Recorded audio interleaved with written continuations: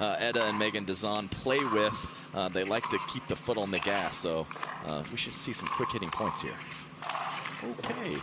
Second serve. I mean, demolished. I mean, Catherine's very good at defense. Catherine's paddle was nowhere near that ball. Wow.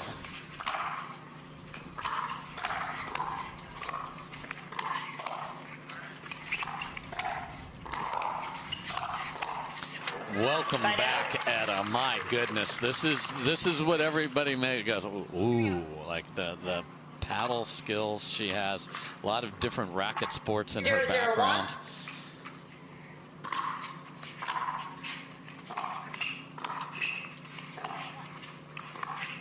A lot of different sports in general. Yes. Man, rugby. Yes, let's just throw that in there. But her, I mean, the way she pairs her size with her movement and her footwork is something that just not many people possess.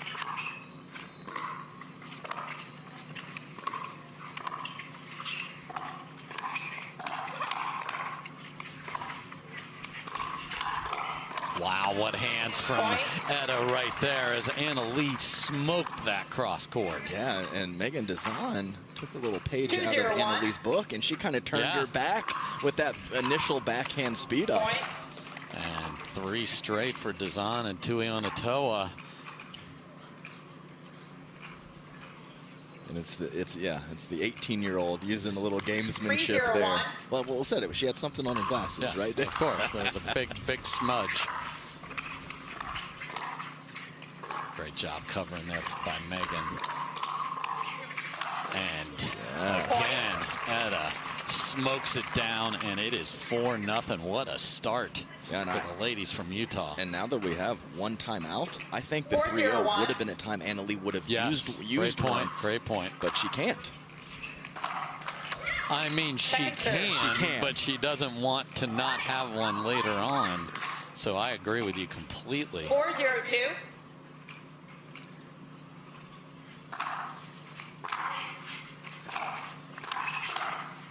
And Tuionetoa all over that, and it is 5-0. And Annalie says, enough, I'm not waiting. 5, and they were part of the Seattle Pioneers that I had the great privilege to coach. And when Etta is a monster, it's trouble, and that is the format she's playing in so far today. You want to see the aggressiveness, and I've seen it throughout this match to start. Absolutely. 0-5-1.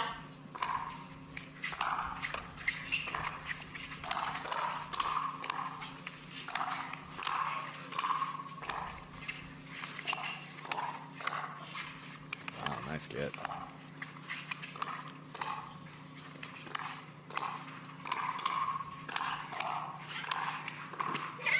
Just gets it out of the swing path. And this is the thing with this team I'm always interested in, because they're better with Etta on the left, but they seem unwilling to unwind here.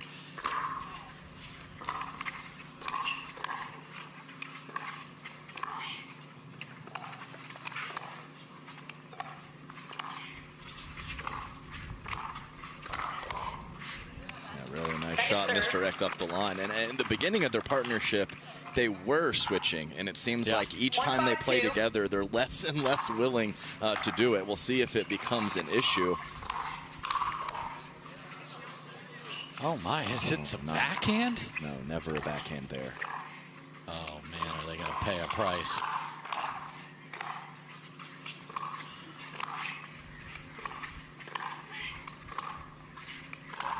Well, they get a full send from AL Dub to get him out of that. I don't know what happened there. Yeah, she went for it, and Etta just tucks the shoulder in. I think the reaction of Etta, you won't get much from her, but she kind of went, oh, okay.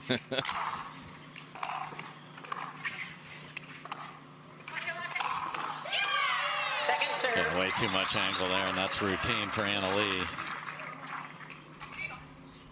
5-1-2.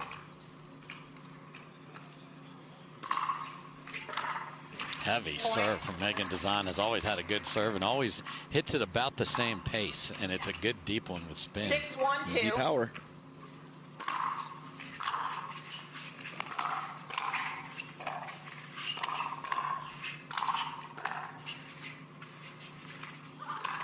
Wow, another one that's hit on a backhand off the bounce that's sitting there just begging to be crushed.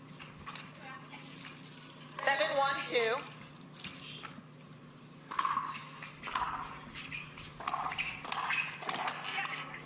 Coming in hot, she likes to do that. Yeah, I have no problem with that. Pretty solid shot from her opponent to force Eda Tuionetoa into a tough attempt. But when she's moving forward with aggression, it's a positive for her and her team. Point. Okay, and now we've got the self-talk going with Anna Lee, is not used to being in deficits of this size. The self-talk to the entire Humana Championship court. Yes, and all of the greater Tucson area.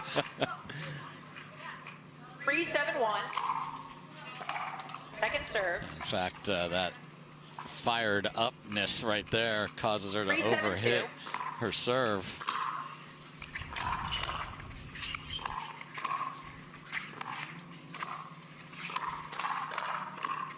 Wow, what a dig from Megan. Oh, and then can't follow it up. Timeout receivers, 4-7-2. A couple minutes will say a lot about how game one goes. Time in, 4-7-2.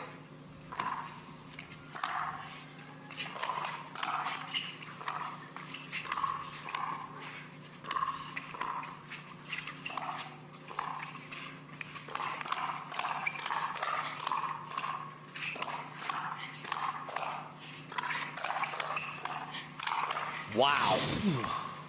Oh, no, Megan. Unbelievable from Eda.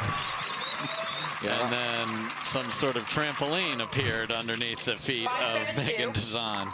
That's one of the best gets you're going to see from Eda Wright. Tuionetoa. Excuse me. You're welcome. I knew one of us would do it.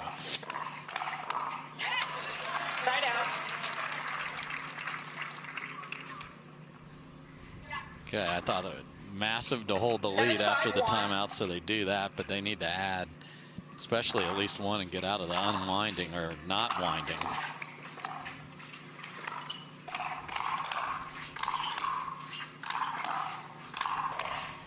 Eda Wright, the human backboard. I did it.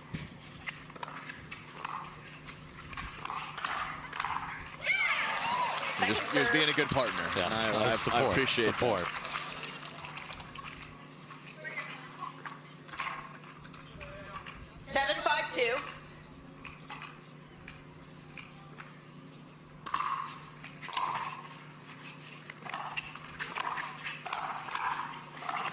Great dig from Anna Lee.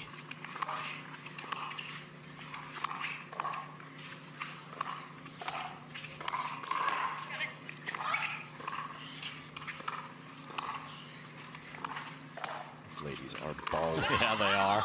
And it's Catherine that pulls the trigger, and this is interesting. Anna Lee, maybe they want her in front of Eda, so she's playing the right at crunch time here. Just a hypothesis. No, for me it's, I mean, it's a good catch. 8-5-2. It makes some sense.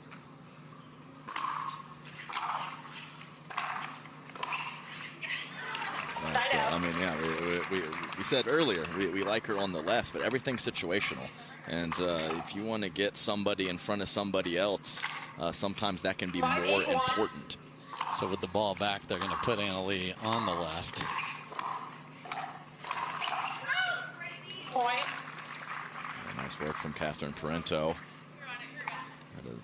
That has been digging all of those, but a little extra special sauce on that last one from CP. And that sails wide, and there is not a second timeout to go to here. The lead is down to 1. 5-0 start is almost completely gone.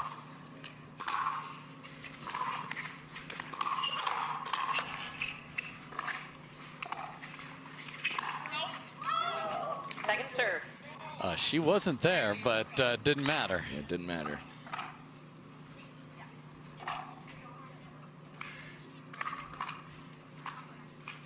Two.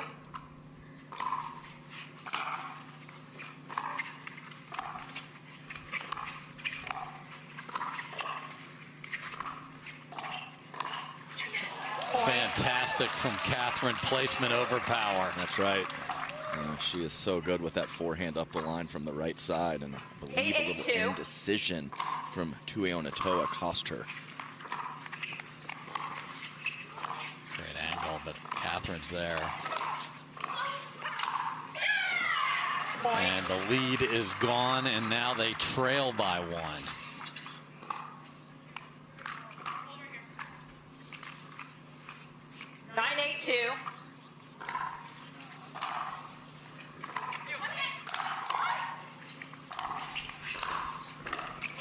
Unbelievable defense quickly turns to offense. Game point for Anna Lee and Catherine. 10-8-2.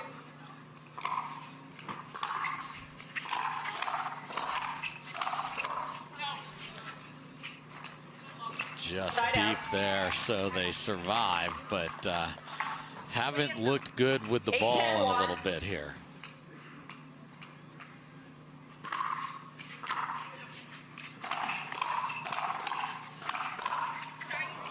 Second serve. I mean, from full control of the point to getting tagged just like that. And I think she was like, don't hit it, it's going out. And then she was like, wait, I got the paddle out of the way, but not my being. Side out. This third, so game point number 2 for Anna Lee and Catherine. Sun setting on the mountains here, just spectacular views.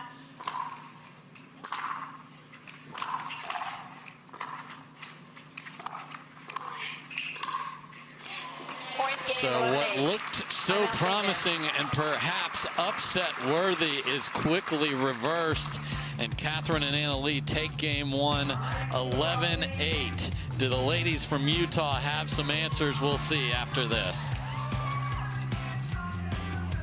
And men's singles, and then 4 3-gamers today for him and Andre Deescu to get to Sunday. And just to finish that thought, they lost the first game they played today. Zane Ford and Luke Lawson got game 1 against them, so they have that to carry along with them as they head back, and those two play on Sunday.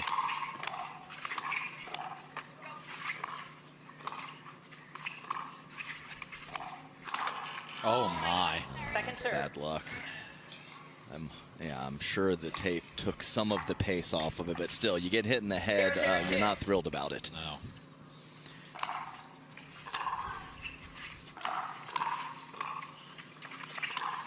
And goes right back to the cross-court attack, and Eda's up for it. We are playing. Yeah, we are. And Anna Lee puts the last one down, and Adam, last year, and it continues to be a discussion, eye protection.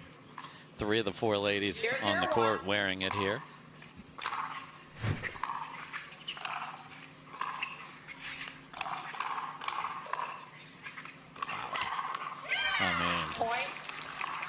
I guess Catherine just trusts her hands because she's the only one without the eye protection. Like, you know, I don't blame her. I mean, I call her the greatest firefighter to put out all these fires. She trusts those hands like nobody.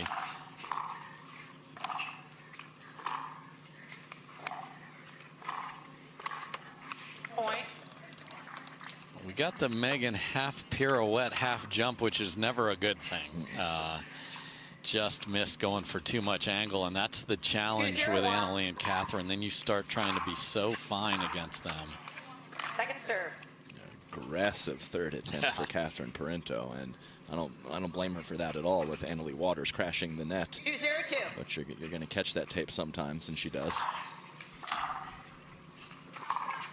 Point. Missed return from Eda, and 3-0. So the game 1 started 5-0 for Megan and Eda. Not sure they want to try and duplicate. A couple of missed thirds from CP. So 3 is the whole.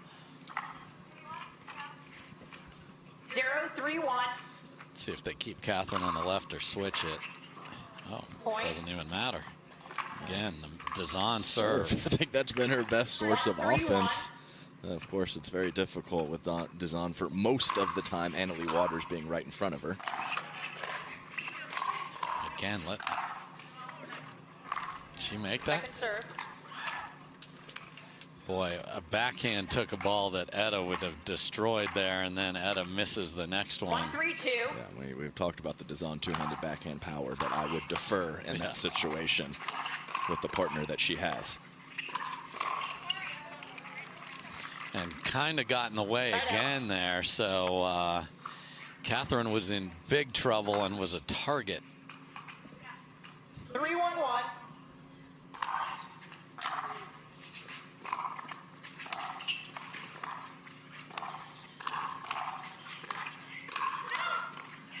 Point. And a little discombobulated there on the far side here. 4-1. Now 5. Oh, that stays in. Unbelievable.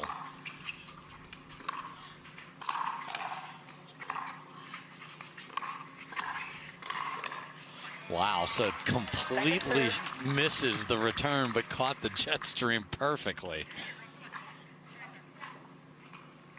4-1-2. I mean, indoors, that would have hit a ceiling if we were playing there, but nothing to hit here. Man, what a pull from Annalie Waters. Okay, full sprint forward on my shoe tops. Well, cross court, and Megan Dizon is a great counter-attacker of the pickleball, but she was just completely caught off guard that Annalie would even try that. Point. Timeout receivers. 6-1-2. This is what happens to teams, and this.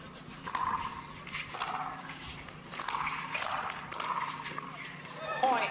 Not what they had in mind coming out of the timeout. Yeah, and I know some players feel a little squeezed by the one timeout, but I love it. We saw it in game 1. You have to figure it out on the fly. Yes. You have to problem solve. Things happen so quickly in pickleball. It's just another little wrinkle that I really like. Side out. And then you're going to have players looking at tape to figure out what can be a timeout. Yeah, right. As Andre Diescu went hunting for an idea in his match and went with a foot fault call.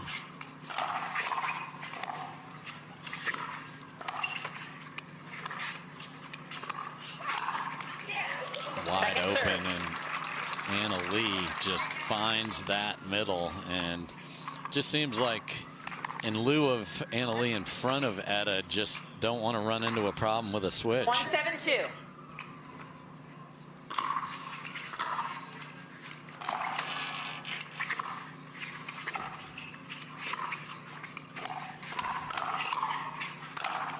And Etta Wright buries that one like it was going to testify against her. That was nice.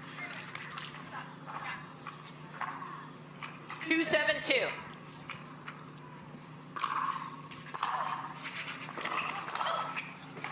Etta, we promise we're going to get it right without right going forward. 3-7-2.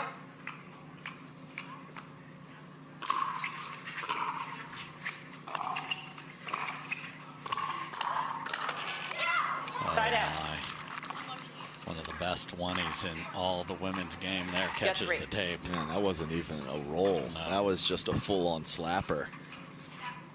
7-3-1.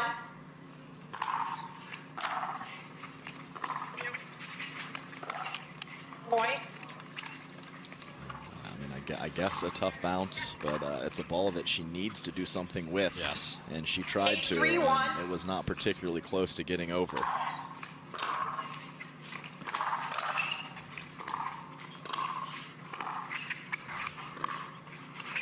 And Megan goes for too much, and speaking of 2, that is all the number of points that separate AL and CP from Sunday. Point. And we are at match point, and game 2 is flying by. 10-3-1. Miss serve. Second serve. AL, second try to close it out here. 10-3-2.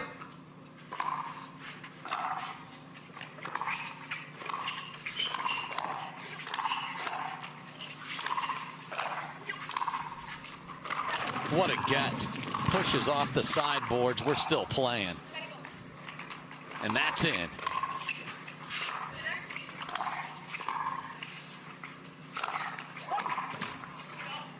Both teams playing defense to offense. We're still going. Wow.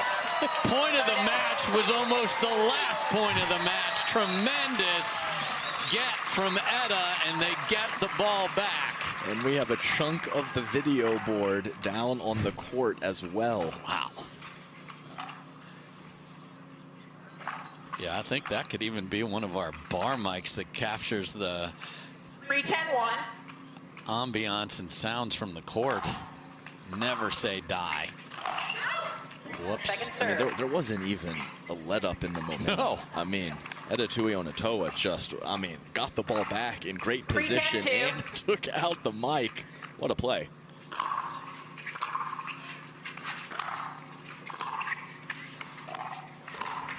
Jeez. Wow. Side out. I know she's hit some fabulous shots, but that reset there from Annalie was absurd. Yeah, whenever a player is on the full run coming forward and can take pace off of the ball. Here's Etta just plowing over there to get there. Match point underway.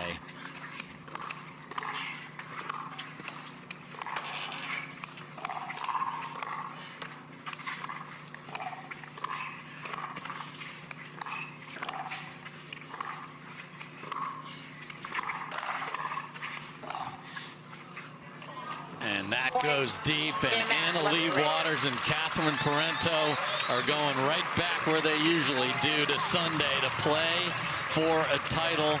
Great to see Megan and Etta back together. They'll play for bronze tomorrow. So the question is, who will AL? Welcome back, everybody, to the Proton Tucson Open. The top seed, Annalie Waters and Catherine Parenteau, heading to Championship Sunday. CP, I'll start with you. It takes a lot to be a great pickleball player, and what some of the crowd may not know is you were quite the baseball player in Canada. What did you learn from that, and how has that helped your pickleball? Oh, it's helped a ton for sure. I think playing a lot of sports when you're growing up, I think it's huge. It can really help you in any other sports that you play. I was a shortstop and a pitcher, but from being a shortstop, I think maybe that's why people think I'm good in defense. I just try to get into that position and pretend I'm catching the ball, except I have a paddle in my hands. Annalie, great playing down there. The rare times that your opponents have a lead on you, you like to squash the momentum quickly by taking timeouts. Now we have changed the rule to only taking one. Does that affect your decision at all of when to pull the trigger on those timeouts? For sure. I felt like that was like a strategy and an advantage if you were good at calling timeouts, and now they've taken that away from me, so I'm a little upset. But no, I mean, I think once you get used to having one timeout, it's okay. But like right now, I'm just like, man, I still wish we had two, you know? So it's a little confusing, but once you get used to it, I think it'll be okay. I think in the first game we were down 5-0 when I called the timeout, so I guess that's like half of a game almost. I would say you should definitely call a timeout if you're down 5-0. You should not let them get to 6. But other than that, I just feel like if you're feeling like maybe the score doesn't reflect that you're down by a lot, but if you're feeling uncomfortable, you should take a timeout. I mean, why wait until you're down like 10-0 to call a timeout just to save it? So what happened during that timeout, ladies? Because they came out hot, they were playing great, and then you guys called that timeout, flipped the switch, and here you are on your way. What was the difference? No, I think, you know, any teams can kind of start hot, and we know that, like, they're a really good team, very aggressive. We just, you know, we're like, okay, let's just keep working on our, I mean, we're not playing bad or, you know, having the wrong game plan. We were trying to just, you know, make more balls, and it's hard conditions. I mean, it's a little colder.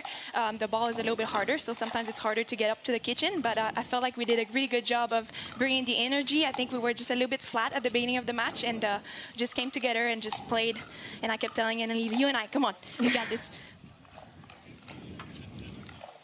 Well, Annalie Waters and star shortstop Catherine Parenteau heading to Championship Sunday. Give it up for AL and CP. One more match to go, everybody. Who will they play in the final? That's what's coming up next. We got the girlies, Hurricane Tyra Black and Paris Todd.